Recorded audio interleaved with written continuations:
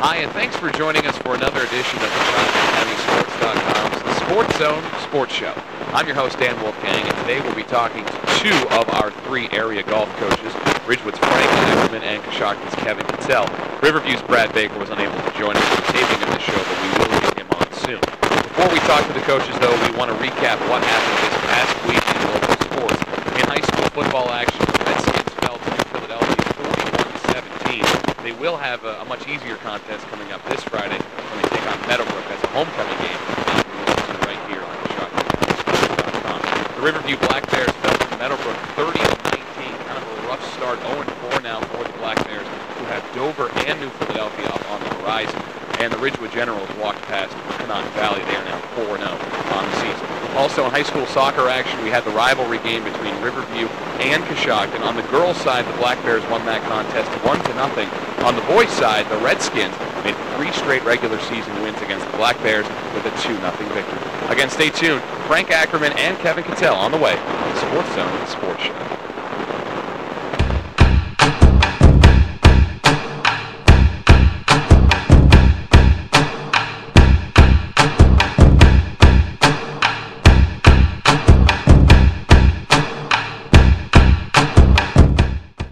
Hi, and welcome back to CoshoctonCountySports.com's Sports Zone Sports Show. We're talking to two of our area golf coaches. We have on the right Coshocton head coach Kevin Cattell, and right here next to me is Ridgewood head coach Frank Ackerman. Now, guys, you both participated in the Riverview Invitational yesterday. Coshocton finished 5th, Ridgewood finished 10th. Frank, let's start with you. What did you see out of your guys? And you were telling us that your top 2 players really did really well. As you kind of moved down the roster, though, things didn't quite work out for you. Yeah, a couple of holes really hurt my 3, 4, and 5 man yesterday. Number 4, which is a par 5, tight right, and I warned him about being right, but we couldn't keep the ball left there. And then also on number 13, also a par 5. In that case, it's tight left, and I told him to keep it right, and we couldn't do that either. So we had some big numbers just on the last couple, 3 guys. We shot 354, which is not a horrible score for us, but you take those 2 holes and we get bogeys instead of some of the big numbers we took, we're right in the hunt. Now, Kevin, as we said, a 5th place finish. You were 1 spot behind Riverview. What did you see out of your guys, and did you have some of the troubles that Coach Ackerman had with his boys out at Ridgewood? Yeah, we also had some of the same troubles, especially hole 13. Same deal. Can't go left. 3 of our 4, or top of the 4 boys went left. OB lost lots of shots, but 331 for us was our best team score for 18 all year long, and the exciting part about that is that we're starting to lead into tournament time, and so it gave us a good sign we're starting to head in the right direction. Probably up until about the last 5 holes that our boys played, we were probably hotter than we've been in a couple of years on an 18-hole match. But like I said, we ran into some roadblocks. I went back to the scorecards and we lost about 15 strokes just in the last 5 holes for the 4 guys. So we're going to concentrate on trying to finish a little better.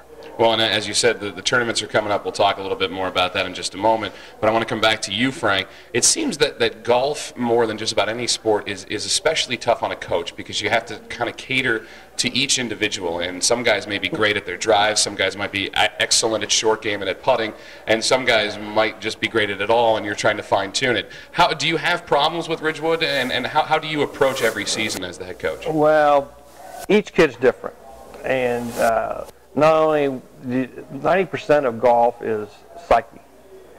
So you got to pump them up a little bit, but yet you got to let them know when they do wrong. And unfortunately, right now we have a couple guys that just don't have any confidence in themselves. And to build that confidence, they got to just shoot 1 good round and we're right back where we should be. So confidence level is a major issue in golf. We got one of the best ball striking teams I've coached in my 14 years. We're not very good around the greens. We work on that very hard at practices. And that really is confidence in your putter and so forth. And that's probably what we're lagging at. But we're young. I've started 3, we had a 6-man match, and I started 3 sophomores, 2 freshmen, and 1 senior. So we got a lot of things going good in our way. Yeah. And so I think we get a little confidence, and Ridgewood's golf program has been down the last few years because we just didn't have the have the players that we needed, and now we got the players. Now we just got to build on that. Is confidence a problem for Coshocton too, Kevin? I mean, you said you dropped 15 strokes in the last couple of holes, and it was at Hilltop. It's not that it's a course that your golfers aren't necessarily completely new to. Yeah, that's right. We're young as well. We played a senior, a sophomore, and 3 freshmen yesterday. And the issue with them, I think they had not been, especially as a team, playing like that all year long. I mean, we were just on fire. And I think especially as young as they are, I know one guy shot in the 70s, freshman had 78 yesterday, and he kept it together. He took a couple bogeys at the end, but some of the other younger guys were looking at, oh my gosh, I've never played golf like this before, especially in a tournament. Yeah. And that sometimes can get to you too. So I think yesterday was a good confidence booster for them. Now they have to maintain a focus. They know that they can do it, but now when they're doing it, they've got to maintain a focus and try to finish. Well, and as we move forward into the sectional tournaments that's coming up a week from Tuesday, we'll go back to you, Kevin. What are your expectations for your team, and who do you think are the leaders of this squad that you expect and that you hope will make a run into the district and maybe further on? Well, I think overall as a team, you look at our sectional, we have 29 teams going to be there. They're going to send 6 on. There's a couple teams there that are very, very strong. I think our team has a pretty good shot, but we have to show up like we did yesterday. Who are some of the teams in the sectional? You don't have to name all 29. So some of the ones that all the coaches are looking at, and we've had experience with all year, that should do really well, are West Em. I think that John Glenn has a really strong team. Meadowbrook has been, they've gone up and down a little bit all year, but they've played really solid all year too. Yeah. So I think those 3 teams are in the mix up the top. And then nobody's a guarantee, of course, but there's several spots open for some teams if they show up and play some golf that day. And I'm assuming then, Frank, things are the same for Ridgewood. You're going to be going up against teams in the sectional that you have seen throughout the course of the season? That's true. Our sectional, we are Division III for the first time in years, and so we have to play at Willendale. That's not a big issue for our team because we play Strasburg there, we play Garraway there, we play at the Pirate Invite there, we played at the Pirate JV Invite there.